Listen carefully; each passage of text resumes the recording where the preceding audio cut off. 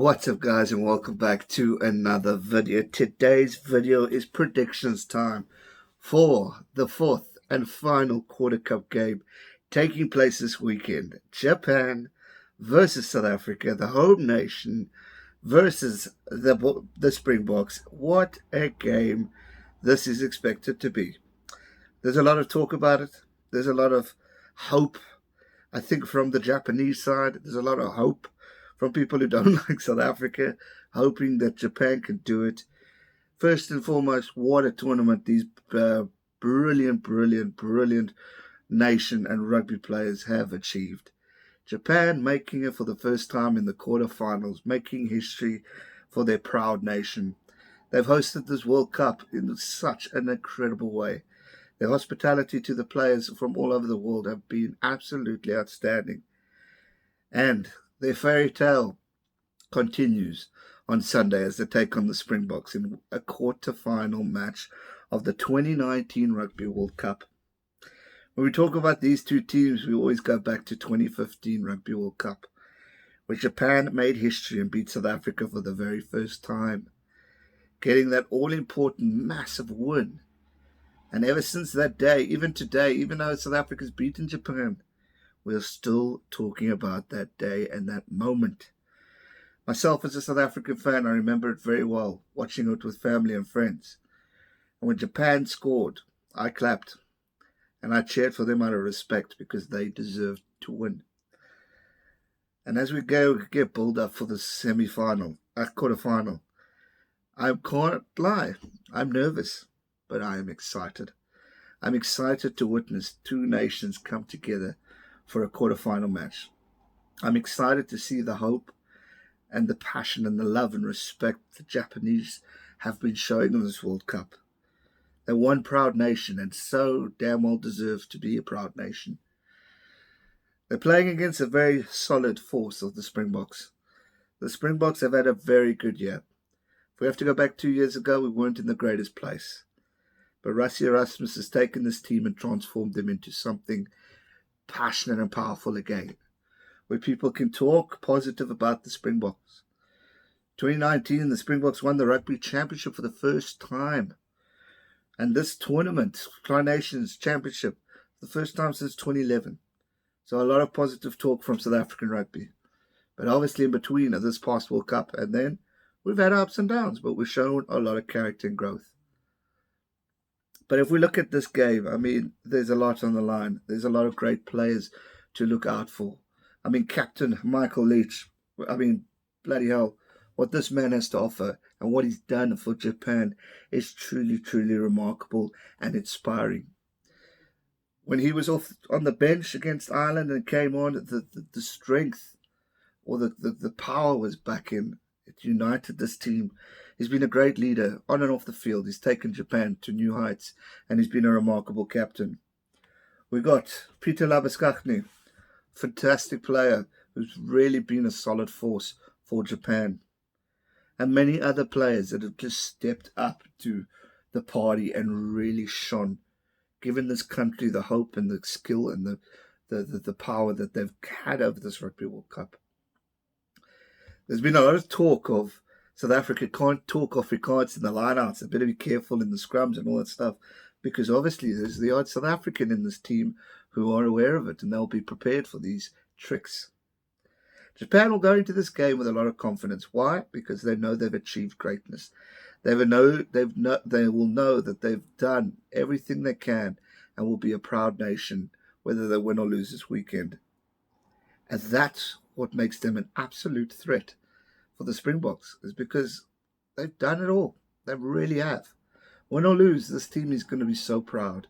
Obviously win, wow, amazing stuff. But obviously lose, they can still hold their head up high. South Africa have chosen a force. We've chosen the big boys. We've gone in solidly. We've gone in with our normal guys, the Beast, Bongi, Frans Malherbe, Evan Etzebeth, Lord de Jager. I mean, we've gone with a strong five. Then you got Peter Steff, Captain Siya Kolisi, Dwayne Vermeulen. Yes, they've chosen a Faf, which I think is a little unfortunate. I would have gone with Herschel Jantjies or Kobus Reinach because of the form that they both have shown. But Faf de Klerk is a solid player and a brilliant player. And he knows what he can do and he's capable of. And if plays right, he's got a solid chance. Andre Pollard, I'm expecting big things from him. If we look at Mapimpi and Cheslin Colby, amazing wings. I would have also liked to have seen Spoon Corsi over Mapimpi, but it's Rassie's team and he's got a solid force. So no disrespect there. I mean, he's got a great nation. Oh, great team. We had Lucanio Arm and Damien Delender on the centre pairing. Great centre pairing. And you got Willie Leroux, who's not had the greatest tournament. So I'm expecting big things from him too. He needs to show up and stand up. Great bench, solid bench. Man, terrifying bench actually. So it gives me a lot of confidence going into this game. But strong team or not, we've got to be aware of Japan. Their speed throughout this tournament has been absolutely amazing. The way they just get the ball and score tries and get their movements, their game plans, their strategies have all been sharp. They're going into this game undefeated in this World Cup. South Africa have lost one. We lost to New Zealand. So Japan's definitely going in with a lot of confidence. First game, 30-10 to Russia.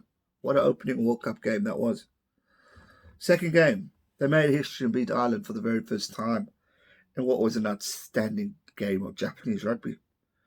They went on and beat Samoa 38-19. And then just the other day, outskilled Scotland in a great game. Their last loss was against South Africa. They will be aware of that. South Africa's latest form, we beat Japan 7-41. We lost to New Zealand 23-13. We beat Namibia 57-3. We beat Italy 49-3. And we beat Canada 66-7. So South Africa have also been on a great ride of confidence and boost and momentum. And if we can continue this, we can definitely beat Japan. But we need to be alert. There's one thing that's got to be sharp, is our defense. South Africa's defense needs to be on point. Because come hell or high water, you give the Japanese one little break, they're going to get through, they're going to score. I'm nervous of their speed, I'm nervous of their quickness. And Japan are going to come in strong at that first half. They're going to try and get the gaps, try and cause headaches, try and frustrate the Springboks any way they can. So the Springboks need to be alert. But I think what we're going to do going into this game, and I hope I'm right, is we're not going to focus on the kicking. We're going to focus on the phases. Take our forwards and push and grind and push and grind and really try and tire Japan out. So when we get to the second half, they're going to be buggered. And then we capitalize on the movements to get those tries, to get the earned points, whether it's a penalty kick, a drop goal, or a try. But I think the game plan is going to be forward movements and pushing them, using our brute strength and that we have. I mean, the beast and Frans Malherbe, I think way up to one sumo wrestler.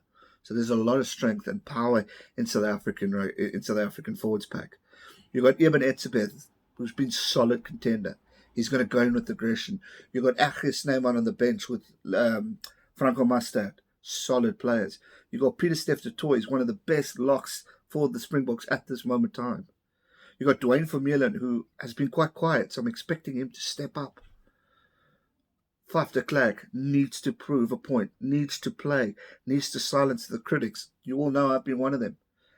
I want to see him run. I want to see him get to his forwards. I want to see him pass the ball out wide, pass it to the gaps, find the gaps, get the speeds, play like a scrum off, get the sneakiness.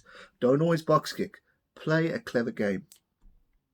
And as for the rest of them, just go play Springbok rugby. Japan are going to be here to play. They're not taking this game lightly. I'm telling you now, they believe right now that they can beat the Springboks.